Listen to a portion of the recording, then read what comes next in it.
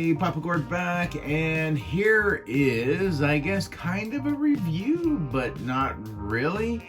Anyway, if you caught one of my last live streams, you saw that I was able to finally find the 6-inch version of Boba Fett from Droids, The Adventures of R2-D2 and C-3PO. Let's just get the box out of the way anyway. So, there he is right there. But, yeah, this is kind of what we're looking at here. Droids, honestly, was never one of the cartoons I really watched very much of, even though, you know, we didn't have a lot of Star Wars content back in the day.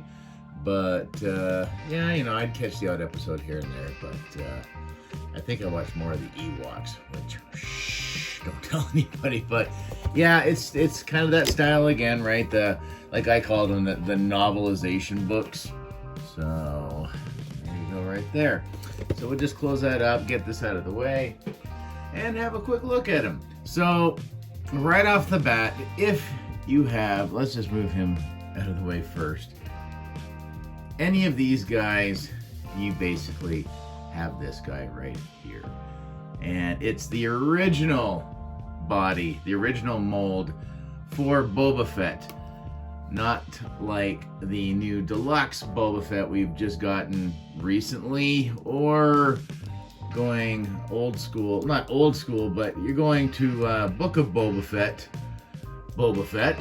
or even non-armored and masked Boba Fett as well. So you got lots of Boba Fetts to choose from. Obviously, you've got the prototype Boba Fett, which that re-release is, I think, starting to show up now from Amazon. I think at least in the States. I haven't seen any of them release up in Canada yet, but that was one I passed on. I don't need another white Fett, although they are great for doing your own customs. So if you wanted kind of a blank slate to do your own painting, these would be perfect. So I don't need another. I've got one of the original ones that came out, so I am quite happy with that.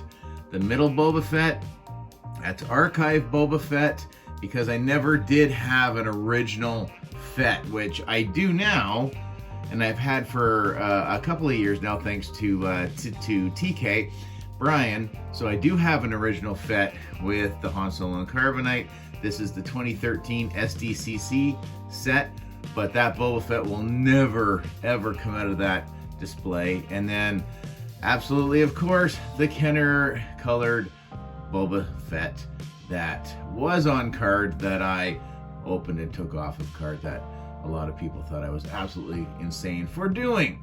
But my Boba Fetts, I can do what I want. Your Boba Fetts, you can do what you want. But yeah, it is basically, it's the exact same figure. So we're looking at the 5th time that this has been used. Yeah, I think it's, yeah, the 5th. So you got 4 right here, and this would be number 5. So Hasbro definitely gets their money's worth out of molds, that's for sure. But I do definitely dig the colors, the kind of that powder baby blue look to quite a bit, like the feet and the gauntlets that he's got going on, and definitely his helmet. I dig the color of his fabric, part of the cape piece here. I think it looks pretty awesome.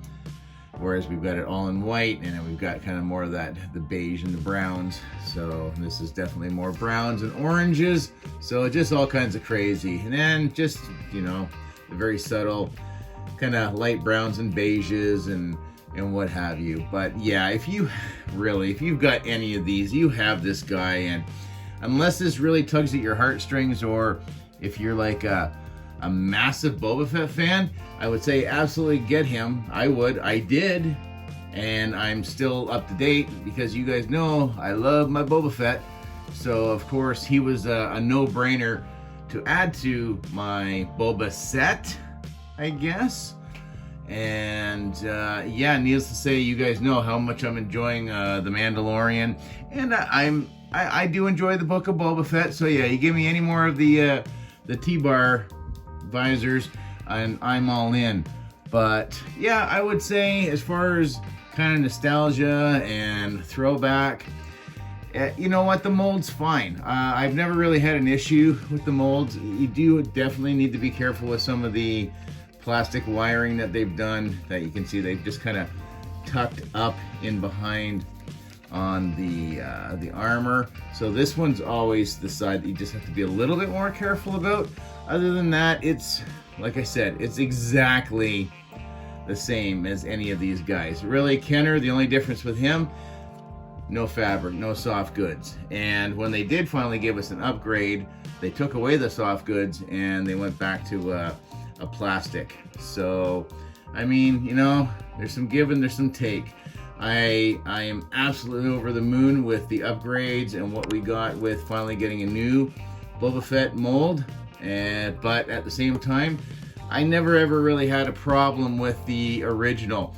Yeah, as far as articulation, you know, the range isn't super perfect and you don't get 90 degrees on the arms. You do get a full bend where he can kick himself in the backside. Even the range, because there's no, you know, there's no unpainted, unfinished head up there. It's just a helmet on a ball joint. So you get pretty good range on that. And that's always good. But yeah, so this was just something a little bit different, just to kind of get my Bobas back out there again and add number 5 into my Boba set. And yeah, I think that's absolutely fantastic. I did pick up the 3 3/4 inch on card with the coin of Boba. I'm not going to open that one because you guys do know I do not actively collect vintage, but if I do happen to be able to find some other Bobas to go in my collection, I definitely will add them in. But that's gonna do it for me, guys. Hope you enjoyed this little, I don't know what this is, but I guess my Boba set collection, and we'll catch you in the next one. So if you can, please comment, share, like, subscribe, all that usual YouTube mumbo jumbo. We'll catch you in the next one. Later, Ray. Ciao.